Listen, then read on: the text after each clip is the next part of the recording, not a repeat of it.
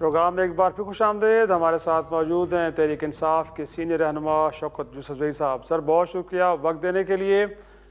اس سے پہلے بھی ہم ڈیبیٹ یہ کر رہے تھے کہ اپوزیشن جماعتیں بالخصوص تحریک انصاف کو مؤثر کوئی احتجاج نہیں کر پائے سر, اور کہا جا رہا ہے کہ کیونکہ ہاؤس ان آرڈر نہیں ہے, خود اندرونی اختلافات ہیں, پارٹی کے اندر کوئی کلیئرٹی نہیں ہے, ہر بندہ اپنی بات کر رہا ہے.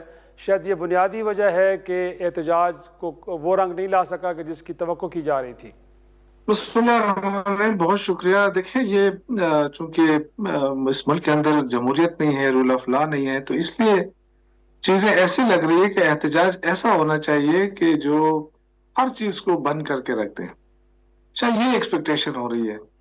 حالانکہ جو ایسے معاشرے ہوتے ہیں جہاں پہ 10 بندے پلے کارڈ لے کر کھڑے ہوتے ہیں اور جمہوری معاشروں میں اور حکومت کو پتہ چل جاتا ہے کہ لوگ کیا چاہتے ہیں.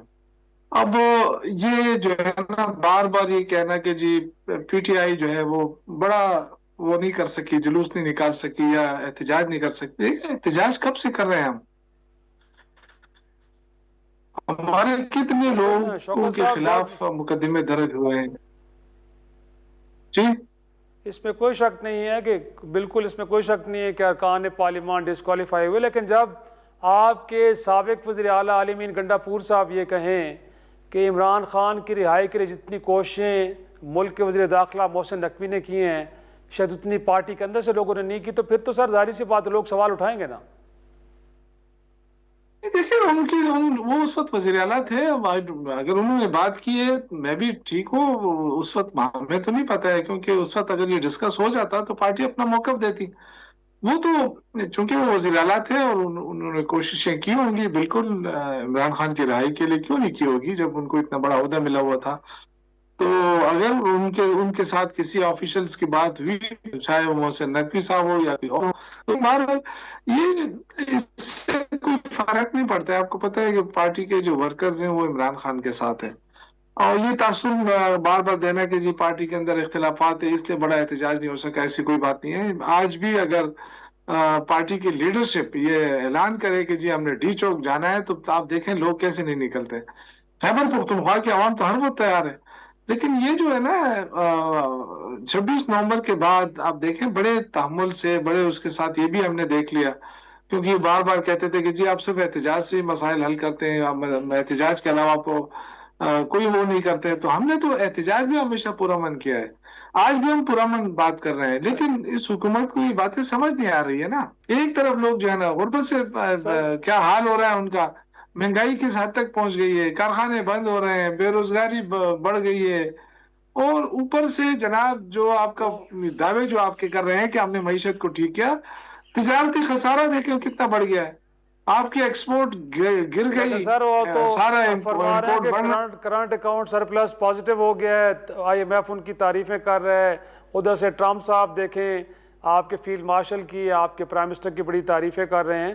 But more importantly come to the point sir, اس وقت تحریک انصاف کے اندر ایک اسٹیٹ آف کنفیوژن نظر آ رہی ہے. کچھ لوگ یہ بھی کہہ رہے ہیں کہ شاید علیمہ خان صاحبہ کہ جن کا عملاً پارٹی کے اندر کوئی عہدہ نہیں ہے, فیصلے وہ کرتی ہیں, نہ بیرسٹر گور صاحب کو اختیار حاصل ہے, نہ سلمان اکرم راجہ صاحب کو, اور شاید یہی وجہ ہے کہ پارٹی کے اندر ایک اسٹیٹ آف کنفیوژن ہے. تو اس کے بارے میں کچھ بتائیں نا سر. یہ تو حکومت کی طرف سے ایک سازش ہو رہی ہے نا کہ علیمہ خان صاحبہ کو ٹارگٹ کر دیا جائے اور یہ تاثر دیا جائے کہ جی پارٹی پہ ان کا فیصلے جو ہے وہ ایسی کوئی بات نہیں ہے. پولیٹیکل کمیٹی موجود ہے, فیصلے اسی کے اندر ہوتے ہیں, اور پارٹی اس وقت بالکل انٹیک ہے. یہ عظیم چھوٹے موٹے اختلافات یہ کس پارٹی میں نہیں ہے, تو ہر پارٹی میں ہوتے ہیں. تو اس کا یہ تاثر دینا کہ جی شاید اس وجہ سے بڑی تاریخ نہیں چل رہی ہے. میں یہ کہہ رہا ہوں کہ آج بیرسٹر گور صاحب اناؤنس کرے, آپ دیکھیں لوگ نکلتے ہیں کہ نہیں نکلتے ہیں. لیکن ایک اس کے تحت ایک حکمت عملی کے تحت آگے بڑھنے کی کوشش ہو رہی ہے, اور اس حکمت عملی میں ہم چاہتے ہیں کہ جو ملک کے جو اس وقت جو بڑا غرق کیا ہے انہوں نے آ کے بڑے بڑے دعووں کے ساتھ, بے شک آئی ایم ایف ان کا تعارف وہ کرے نا تعریف, ایسے تو ٹرمپ بھی بڑی تعریفیں کر رہا ہے ان کی, لیکن مسئلہ کیا ہے؟ مسئلہ یہ کہ ملک تو چل نہیں رہا ہے. 1 روپے کا ریلیف مجھے بتائیں اس حکومت نے عوام کو دیا ہے کہ یہ اناؤنس کر دے کہ جی آج گھی بھی سستا, پیٹرول بھی سستا, بجلی بھی سستی. یہ اپنے لیے اتنی بڑی عیاشیں کر رہے ہیں، یہ ان کا ذاتی پیسہ تو نہیں ہے. اگر پنجاب میں یہ جو حکمت عملی نہیں، لیکن یہ جو حکمت عملی کی آپ بات کر رہے ہیں شوکت صاحب، انفیکٹ اس کے اندر وہ عمران خان رہائی فورس بھی شامل ہے جس کا اعلان سہیل آفریدی صاحب نے کیا، کیونکہ اسد کیسر صاحب تو فرما رہے ہیں کہ یہ تجویز ہے بٹ ایسا کچھ ہونے نہیں جا رہا، تو وہ بھی شامل ہے یا یہ ایک تجویز ہی ہے سر؟ دیکھیں ہم سیاسی لوگ ہیں جی، ہم کوئی ایسی فورس کے حق میں نہیں ہے جس سے ذوالفقار تنظیم یا اس طرح کی کوئی چیزیں اس کا تاثر ملے. سیاسی لوگ ہیں ہم. دیکھیں ہمارے آئی ایس ایف بھی لگی ہوئی ہے، ہماری یوتھ بھی کوششیں کر رہی ہے، مدر پارٹی بھی کر رہی ہے، تو اس میں کیا کمی کس چیز کی ہے؟ وہ ان کی ذاتی رائے ہے، بالکل ہے، اور انہوں نے یہ رائے دی ہے. اب پارٹی نے کوئی اس طرح کا فیصلہ نہیں کیا ہے. ہم چاہتے ہیں کہ ہم سیاسی ہی رہیں اور سیاسی اسٹرگل ہی کریں. ہماری تو یہی خواہش ہے، کیونکہ یہ ملک ان چیزوں کا متحمل نہیں ہو سکتا. آلریڈی ملک کے اندر جو غربت جس نتیجے اس پہ پہنچی ہے، حد پہ پہنچی ہے، اس سے آگے کیا ہے؟ لوگ تو بیچارے 40% خط غربت سے نیچے زندگی گزارنے پر مجبور ہیں. ہم بڑے بڑے دعوے کریں یہ ایٹمی ملک ہے، یہ فلاں ہے فلاں ہے.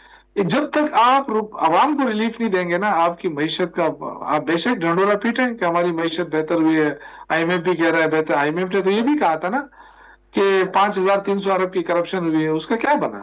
کیا وہ پیسے واپس ہوئے؟ کیا اس پہ کوئی انکوائری ہوئی؟ کیا اس پہ کوئی بات ہوئی؟ کوئی بھی بات نہیں ہوئی.